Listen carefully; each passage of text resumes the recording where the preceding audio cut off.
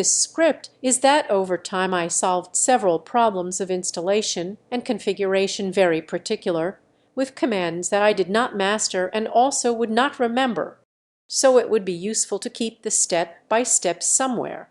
Thus, when making a new installation, I no longer need to be looking in forums the same solutions that I had already found in the past.